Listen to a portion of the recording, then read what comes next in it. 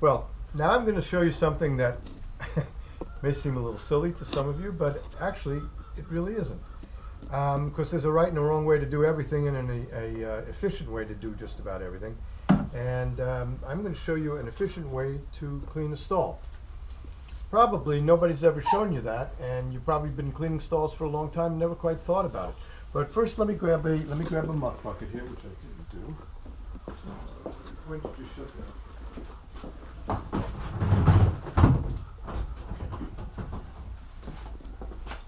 Well, the first thing about cleaning a stall is there are three objectives. You want to do it and make the stall as clean and comfortable for the horse as you can.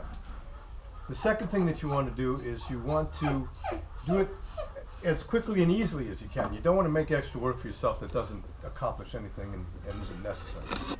And the third thing is you want to save as much of what's in a stall as you can for, I guess, for economical purposes, but also that's a time and a work saver too.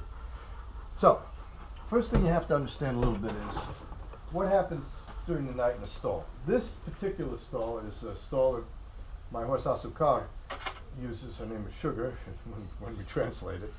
And she's a polo pony, she's an Argentine horse, she's a mare. And she does something that's a little unusual for mares. Usually what mares do is they stand in the middle of the stall, and when they urinate, it usually hits the sides. When she urinates, it's more like what happens with a gelding. As you can see, over here is the wet spot. The first thing you do when you look at a stall is you look, what is it that I have to take out from here? And the first thing you want to do is you want to identify where is the urine. The reason for that is what smells the worst in the stall and makes the horse most uncomfortable is the urine. The manure is relatively, I won't say odorless, but it's not obnoxious to the horse. So the first thing you do is you say, well, here is the wet spot. This is where she dropped most of her urine. As you can see, as I take the surface off, quite clearly it's very, very wet. Very, very wet. So this is where she urinates. And as I get to know my horse, I'll know that after a few days of cleaning her stall, I'm going to be pretty sure of what I'm going to find in here. So the first thing I do is I gather up all of this wet, nasty stuff. This is what makes it smell. If you had smell-o-vision on this, you'd probably see that as I lift the top of it, it really does start to give you that ammonia and what a lot of people call a horsey odor, but really it's almost all animals have that quality to their urine. So I'm going to just take all of this goes into the basket. All of this goes into the bucket. Okay? And what I'm going to do with this area is I'm going to leave it to dry. I'm going to air it out as best I can. Now, there's another thing you can do with it if you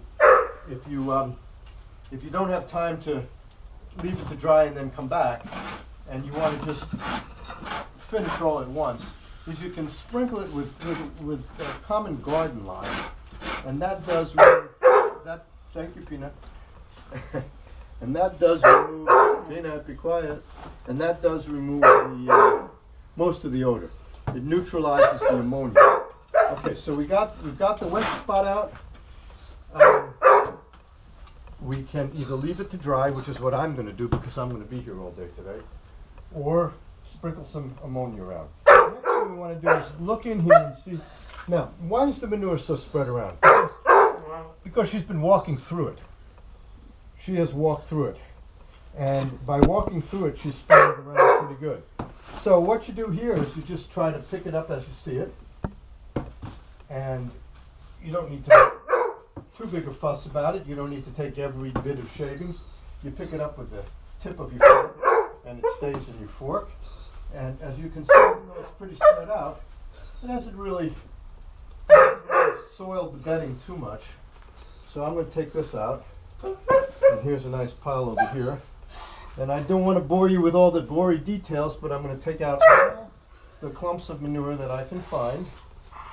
And the next thing I'm going to do, and I'm going to skip right to it so that you don't have to watch me picking up every clump. But the next thing I'm going to do is, You've probably heard the expression, if you throw enough of it against the wall, some of it'll stick. I think that comes from cleaning stalls. Because what happens when you toss the manure up against the wall, the shavings fall to the bottom, but look what happens. The manure clumps, they fall to the top. And so it makes it easier to pick them up. So that's something I'll do after I've picked up all the manure. I'll take all the bedding and I'll fluff it up, throw it against the wall, and in about, I'd say less than 10 minutes, this whole stall will be clean. Not very much backbreaking labor. I usually get about one full garbage bucket like this out of each stall. It's not too heavy. I take it over to the dumpster where I have my manure collected. I don't spread it. And it goes to the dumpster and gets taken away. And really, it wasn't that bad. It wasn't that unpleasant. Okay, so now here I'm going to take this. I can feel that there's still some manure in here. So I'm going to throw it against the wall, and look what comes out. Right on top. There's the manure that's risen to the surface. So, I hope that's useful. I'm sure many of you know this already and think, oh God, what do I need to watch that for? But then again, some of you may have been cleaning stalls and never really taken advantage of some of these ideas. And I hope I've been helpful in that sense. Now, of course, when this is all clean, and it's getting there, as you can see, there's a lot less in there. When this is all picked through, and this was a pretty dirty stall, what I'm going to have is a sweet-smelling, clean stall. I'm going to take the shavings that I pile up once a week in the corner, and I'm going to spread them back over this, and we'll be set. The horse is going to come in tonight. Her grain will be in her bucket. Her straw will be, her hay will be in the corner, and she'll be ready for a good night's sleep.